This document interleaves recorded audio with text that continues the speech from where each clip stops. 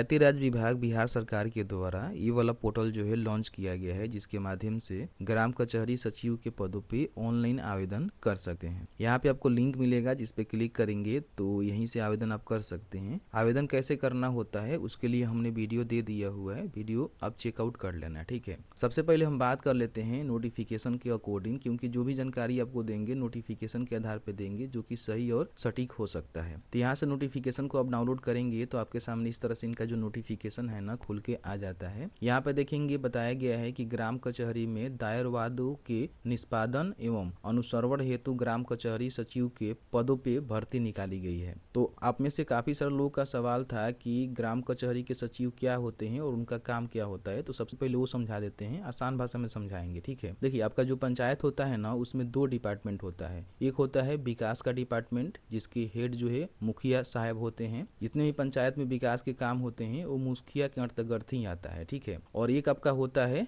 न्याय का विभाग, ठीक है। जैसे कि मान लीजिए किसी प्रकार की झगड़ा होता है, पंचायत करवानी होती है, किसी प्रकार की कोई झगड़ा को सुलझानी होती है, तो आपका जो है ग्राम कचहरी होता है, ठीक है। तो ग्राम कचहरी का जो है न्याय का काम है और उसके जो हेड होते हैं सरपंच होते हैं। आप सभी जानते होंगे पंचायत में सरपंच का भी स्थान होता है। तो जो आपका ग्राम कचहरी होता है ना उसी के सचिव के रूप में आपको काम करना होगा, यानी कि सरपंच के अंदर आपको काम करना होगा। जिस तरह से मुखिया के अंदर पंचायत सचिव काम करते हैं, उस तरह से सरपंच के अंदर ग्राम कचहरी के सचिव काम करेंगे, ठीक है। अब ये सचिव का काम क्या होगा, तो आज के डेट में जितने भी केसेस आ रहे हैं न्याय के लिए, मान लीजिए कोई झगड़ा किया हुआ है, किसी प्रकार की कोई वाद आ रहा है, तो उसका जो है निष्पादन आपको करना है, अनुश्रवण करना है, ठीक है। तो बस यही आपका काम रहेगा। सरपंच के अंदर आप काम करेंगे, सरपंच साहब जो भी आपको आदेश करेंगे और जो भी किसी प्रकार की वाद आएगा, किसी प्रकार की कोई निष्पादन करना होगा, उसका ही आपको काम देखना होता है। ध्यान रखिएगा, हमेशा जो है आपका वर्क नहीं होता है, क्योंकि पंचायत में देखेंगे तो मोस्टली सरपंच साहब भी हमेशा नहीं बैठते हैं, और लाजिम सी बात है सरपंच साहब नहीं बैठेंगे तो हमेशा जो है ग्राम कचहरी के सचिव भी नहीं वर्क कर पाते हैं। आप देखेंगे अपने पंचायत में तो 7 दिन पे 2 दिन 3 दिन ही ग्राम कचहरी के सचिव भी आते हैं, और साथ ही साथ जो पंचायत सचिव है वो भी यहाँ पे आ पाते हैं, बाकी वो लोग गायब ही रहते हैं, ठीक है। तेज आपका भर्ती होने वाला है, बहुत ही छोटा सा पोस्ट है, ज्यादा कोई सैलरी है नहीं, और आपका जो है पूरी तरह से संविदा के आधार पे भर्ती होने वाला है, किसी प्रकार की कोई सरकारी नौकरी नहीं है। इन बातों को ध्यान रखिएगा, ठीक है। बाकी यहाँ पे देखेंगे तो बताया गया है कि इनके लिए कितनी जो है भर्ती निकाली गई है। तो पूरे हम बिहार की बात करें, हम एक जिले की बात नहीं कर रहे हैं, क्योंकि भर्ती जो जिलावार ही निकाली गई थी इससे पहले, आप सभी जानते हैं। लेकिन अभी क्या किया गया है ना कि सभी भर्ती के लिए एक साथ ही आवेदन शुरू कर दिए गए हैं। तो 15 से 83 यहाँ पे पोस्ट आपका पूरे बिहार में रहने वाले हैं। अब इसकी जो सूची है ना नोटिफिकेशन में ही अटैच कर दी गई है कि कौन से जिले में कितनी भर्ती है और कौन से ग्राम पंचायत में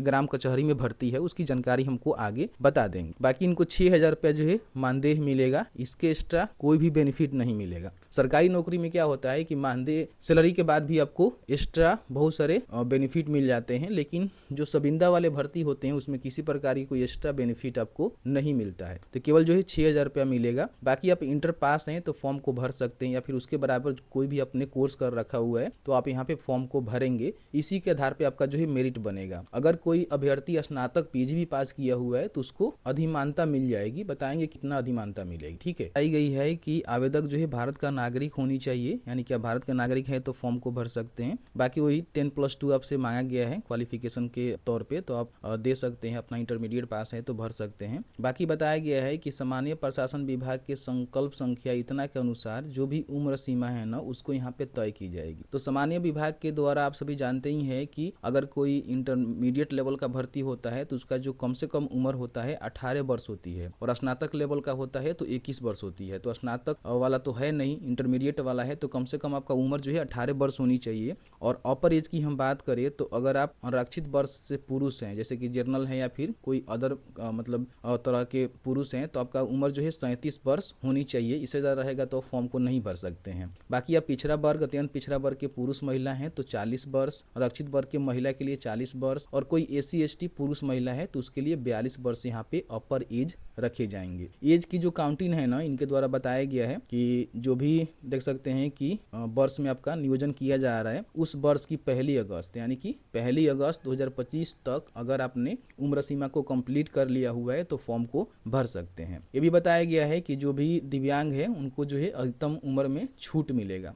तो अगर आप विकलांग है, दिव्यांग है, तो कहीं ना कहीं अपर एज में आपको छूट मिल जाएगा। परंतु जो ग्राम कचहरी सचिव के पद पर पूर्व में कार्य कर चुके अभ्यर्थी हैं, उनको जो है अधिकतम उम्र सीमा 55 वर्ष तक होगी, यानी कि वो 55 वर्ष के भी हैं तो फॉर्म को भर सकते हैं। इन बातों को ध्यान रखिएगा। अब इसमें देखिए रिजर्वेशन की हम बात करें तो बताया गया है कि जो भी सामान्य प्रशासन विभाग बिहार के द्वारा समय समय पर जिला स्तर पे आरक्षण के लिए लागू नियम होती हैं, वही जो है ग्राम कचहरी सचिव के पदों पे प्रभावी होंगे। ठीक है, तो जो भी आपका आरक्षण का बेनिफिट है वो आपको मिलेगा, लेकिन उसके लिए आपको जो भी प्रमाण पत्र है वो आपको देना होगा फॉर्म भरते समय। जैसे कि मान लीजिए आप SC/ST हैं तो अपना SC/ST प्रमाण पत्र देंगे, जाति प्रमाण पत्र। अगर मान लीजिए BC/BC हैं तो अपना जो भी NCL होता है, जाति होता है, वो यहाँ पे आप दे सकते हैं। ठीक है, इन बातों को ध्यान रखिएगा। बाकी बताया गया है कि जो भी दिव्यांग है उनको 4% और जो स्वतंत्रता सेनानी की नाती पोता है उनको 2% अनुमाय यहाँ पे मिल जाएगी। ठीक है, तो ऐसे जो भी स्पेशल कैटेगरी के जो अभ्यर्थी होते हैं उनको यहाँ पे बेनिफिट मिल पाता है। इसमें यह भी बताया गया है कि प्रत्येक आरक्षण कोटि के लिए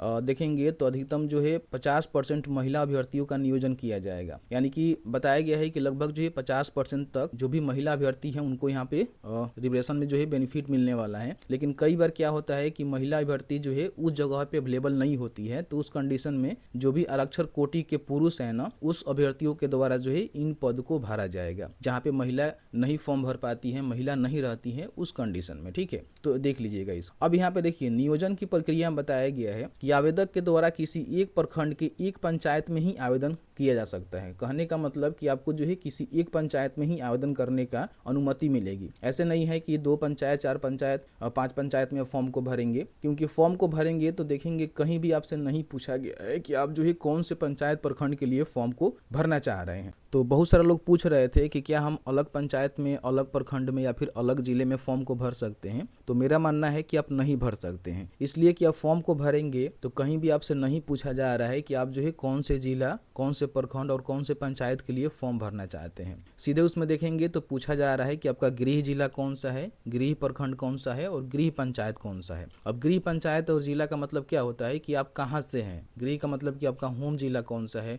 होम पंचायत कौन सा है, होम प्रखंड कौन सा है, वो आपको बतानी है। ठीक है, तो मेरा मानना यही है कि जिस प्रखंड में भर्ती निकाली गई है उस प्रखंड के अंतर्गत जो भी पंचायत से आप आते हैं वहीं पे फॉर्म को भर पाएंगे। लेकिन ध्यान रखिएगा वहां पे भर्ती है कि नहीं है उसको आप चेकआउट कर लीजिएगा। बाकी यहाँ पे कहीं भी मेंशन नहीं किया गया है कि आप अलग जिले से भी आते हैं तो अलग जिले में फॉर्म को भर सकते हैं या फिर अलग प्रखंड में आप फॉर्म को भर सकते हैं। अब फॉर्म भी भरेंगे, जैसे कि हमने वीडियो बनाया हुआ है, तो वहाँ पे चेकआउट करेंगे तो कहीं भी आपसे नहीं पूछा गया है कि आप जो है कौन से जिला, प्रखंड और पंचायत के लिए फॉर्म भरना चाहते हैं, पूछा ही नहीं गया है। तो मैं कैसे कह दूं कि आप दूसरे किसी स्टेट में जिले में फॉर्म को भर सकते हैं, दूसरे किसी प्रखंड पंचायत में फॉर्म को भर सकते हैं। अब इसको आप किस तरह से देखते हैं, अगर आपके मन में कोई आइडिया है, कोई आपके पास जानकारी है तो बता सकते हैं। बाकी नोटिफिकेशन में ही बताया गया है कि आवेदक द्वारा किसी एक प्रखंड की एक पंचायत में ही आवेदन करना होगा और कौन से जगह पे करना होगा इसकी जानकारी यहाँ पे नहीं बताई गई है। लेकिन फॉर्म भरते समय केवल गृह जिला, गृह प्रखंड और गृह पंचायत मांगी जा रही है, तो इससे लग रहा है कि जहाँ से आप हैं वहीं पे फॉर्म को भर पाएंगे, अदर पंचायत के लिए फॉर्म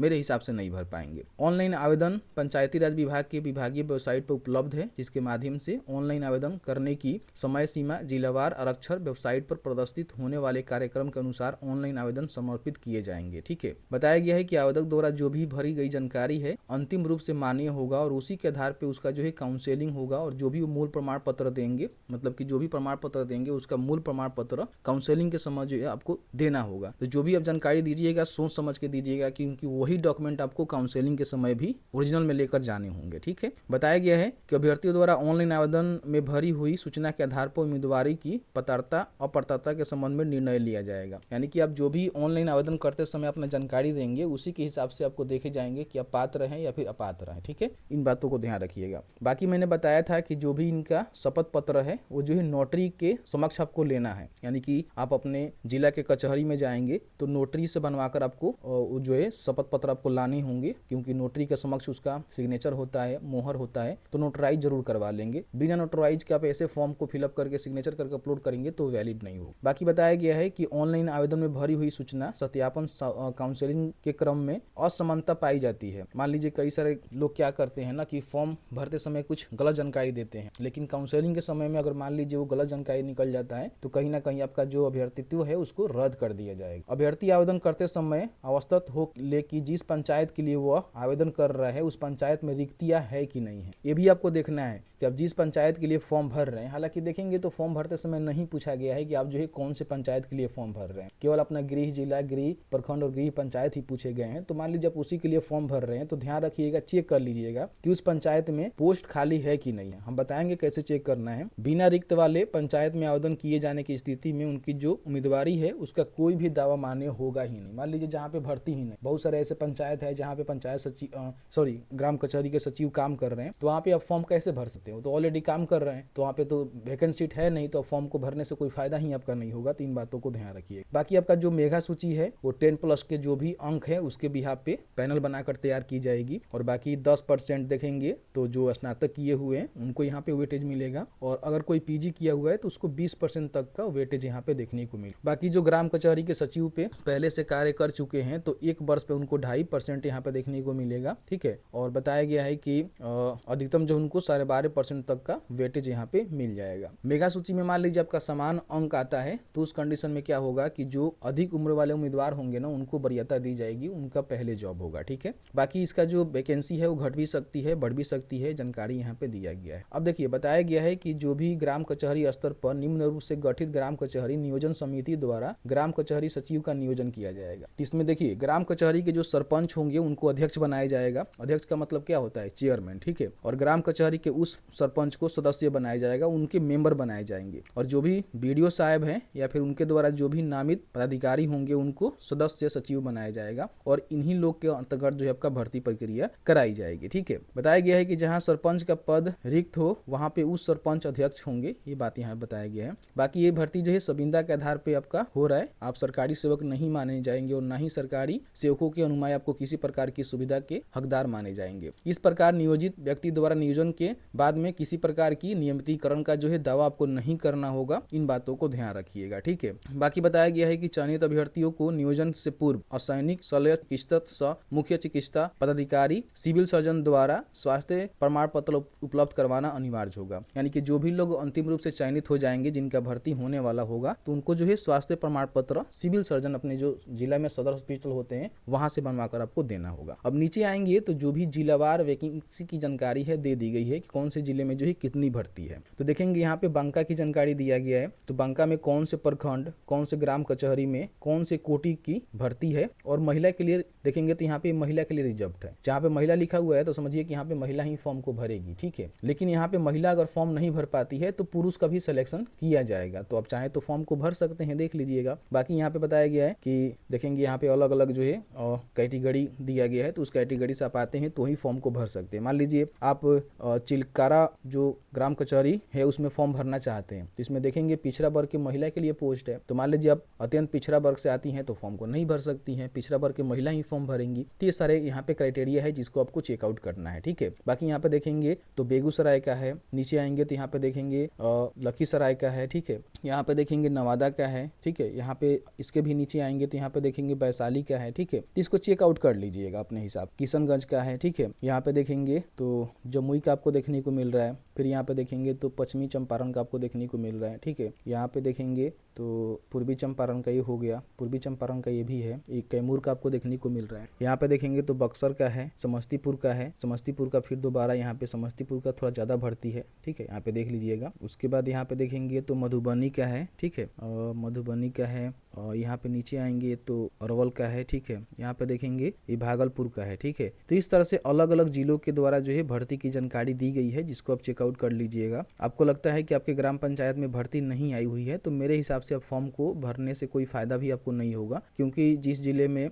जिस पंचायत में भर्ती आई हुई है वहीं के आप हैं तो फॉर्म को भरेंगे, जहां तक मैं समझता हूं, ठीक है। बाकी आप अपने हिसाब से भी देख सकते हैं, हो सकता है कि मैं गलत भी हो सकता हूं, क्योंकि नोटिफिकेशन में ये चीजें मेंशन नहीं किया गया है, ठीक है। तो उसी के आधार पे लेकिन फॉर्म भरेंगे तो वहाँ पे क्लियर हो जा रहा है कि होम जिला, होम गृह प्रखंड और गृह आपसे पंचायत मांगे जा रहे हैं, तो इसका मतलब ये समझिए कि वहीं के आप निवासी हैं तो फॉर्म को भर सकते हैं। बाकी आपको जिस तरह से सोचना है, जिस तरह से समझना है वो समझ सकते हैं। बाकी मेरा जो ओपिनियन था, मेरा जो विचार था, मैंने आपको बता दिया हुआ है, ठीक है। तो इस तरह से भर्ती की जानकारी चेकआउट कर लीजिएगा। अप्लाई करना फ्री है, आप अप्लाई भी कर सकते हैं, कोई भी दिक्कत नहीं है, अपने हिसाब से अप्लाई कर लीजिएगा, जो भी आपको अच्छा लगे। वीडियो देखने के लिए बहुत बहुत धन्यवाद।